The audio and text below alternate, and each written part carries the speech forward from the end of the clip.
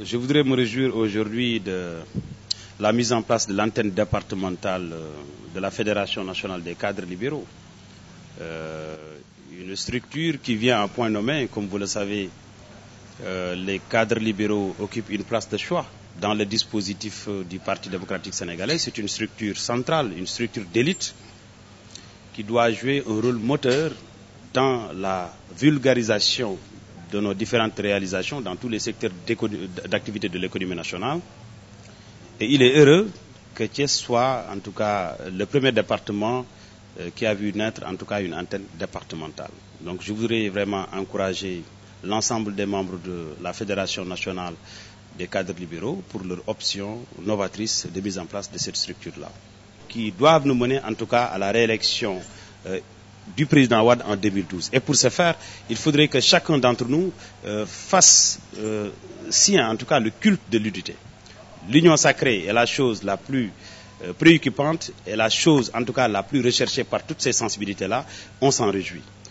Nous demandons à ces cadres-là de réfléchir, en tout cas, sur l'ensemble des réalisations du gouvernement, mais surtout de les communiquer aux masses populaires, mais surtout d'aller dans le sens de corriger ce mensonge historique qui est tel que la paternité, en tout cas des différents chantiers de Thiès, ont été revendiqués par le maire de Thiès, Idrissa Seck.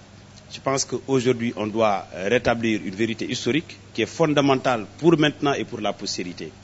Thiès a eu toutes ces réalisations-là grâce à la volonté du président Wade de faire de Thiès un pôle d'émergence économique, comme il est en train de le faire dans le domaine, en tout cas, du développement industriel, avec la mise en place de différentes usines de montage automobile, qui fait que Thiès est aujourd'hui la capitale de l'automobile, de l'industrie automobile au niveau de l'Afrique de l'Ouest.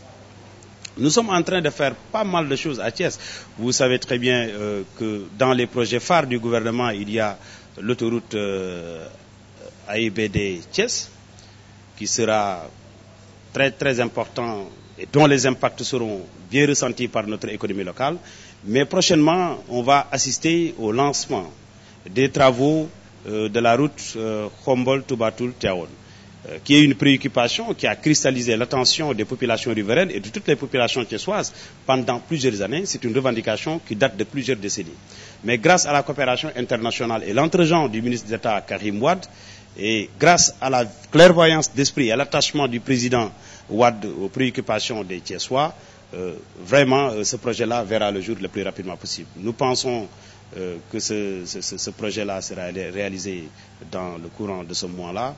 Et le ministre d'État Karim Wade sera heureux de venir ici à Thiès lancer ce projet qui est fondamental pour les populations de Thiès.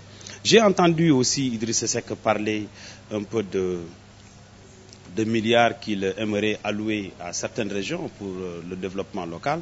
Moi, je pense que vraiment à lire dans les colonnes de certains journaux ce qu'il a prévu en termes de milliards pour le développement de ces localités et pour tous les secteurs d'activité qui polarisent en tout cas ces régions-là, je considère qu'Idrissa Seck est un minimaliste.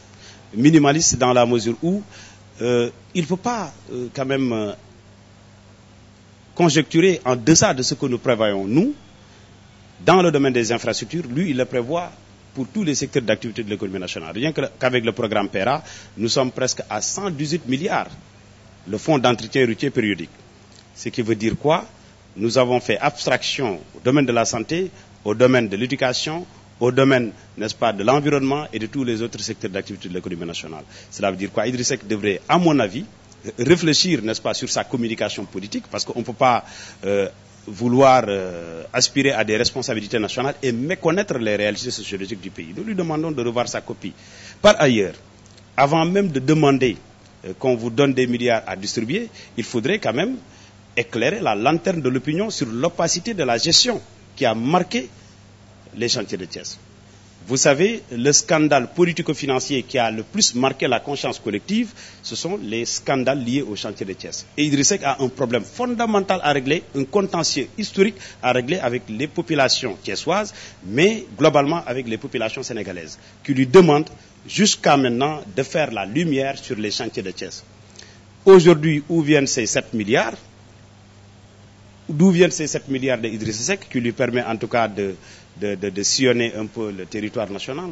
Nous lui demandons d'éclairer la lanterne de l'opinion sur ces questions précises.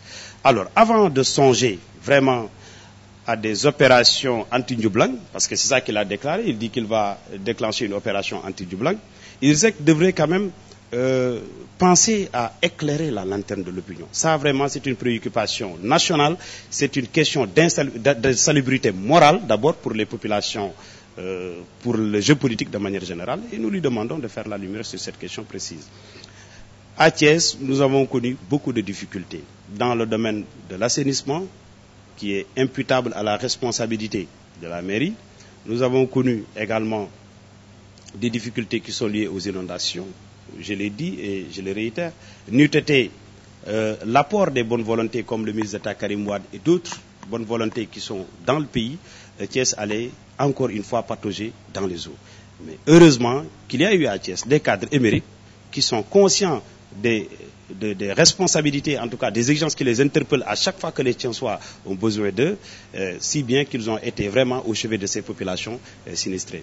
Avant de songer donc à aspirer à des responsabilités nationales, il faut d'abord mesurer sa capacité, ses compétences à gérer le pouvoir local. Et Idrissa a montré toute sa carence, toute son incompétence à prendre en charge les questions que les Thiessois lui ont confiées en 2009. Aujourd'hui, c'est la grande désillusion. Thiès est orphelin de maire. C'est comme si nous n'avons pas une équipe municipale. L'insalubrité est grandissante. L'éclairage public fait défaut. Les villages rattachés ne sont pas connectés au réseau d'extension électrique. Il y a beaucoup de difficultés sur lesquelles Idrissa devrait se prononcer avant d'aspirer à des responsabilités nationales. Mais nous avions jugé depuis très longtemps nécessaire d'aller à la rencontre de toutes les figures emblématiques du jeu public, de manière générale, que ce soit les guides religieux, que ce soit les leaders d'opinion tout court. Et nous avons été aujourd'hui à la rencontre de Serigne Khadim Lo Gaïdel Borom Dam, qui, vous le savez, polarise une bonne partie de notre jeunesse. Il joue un rôle extrêmement important dans l'assainissement des mœurs, avec une bonne éducation qui est administrée aux jeunes, parce que la plupart de ces talibés, c'est la tranche d'âge qui se situe entre 18 ans et 35 ans, donc c'est la jeunesse. Il est en train de faire un travail remarquable, mais je considère qu'il le fait d'abord pour la société, mais surtout il le fait pour l'État, parce que l'État a, dans sa mission régalienne, le rôle d'éduquer les citoyens, de les exhorter à faire le distinguo entre le bien et le mal. Alors si un marabout à la dimension de Serigne Khadim Lo Gaïdel, qui est un marabout respecté et respectable dans la région de Thiès, j'allais dire au niveau national et international, si ce marabout-là s'engage dans la dynamique d'éduquer les jeunes, nous ne faisons qu'applaudir. Et alors, j'étais parti le voir pour lui rendre une visite de courtoisie, mais aussi demander des prières. Demander des prières pour le développement du Sénégal, mais surtout pour la pérennisation des acquis engrangés depuis 2000 sous la houlette du président Wade par ricochet. Demander des prières pour sa réélection en 2012. Demander aussi des prières pour la consolidation de nos acquis dans le gouvernement de manière générale, mais particulièrement pour le ministre d'État Karim Wade, qui a des charges énormes dans le domaine de l'énergie, dans le domaine de la coopération internationale, dans le domaine des infrastructures et des transports aériens. Et j'ai trouvé un homme d'une très grande ouverture, mais d'une très grande culture également. C'est un homme d'une grande dimension, qui est une source profonde d'inspiration pour la jeunesse, un érudit assez singulier, qui s'est toujours illustré dans ses actions éducatrices envers la jeunesse, mais surtout pour ses actions de régulation sociale. À chaque fois qu'il y a des conflits sociaux au niveau de Thiès, nous voyons que Serigne Khadim Lo Gaïdel Borom Dam a toujours pris son bâton de pèlerin pour racoler les morceaux, pour unir les Thiessois.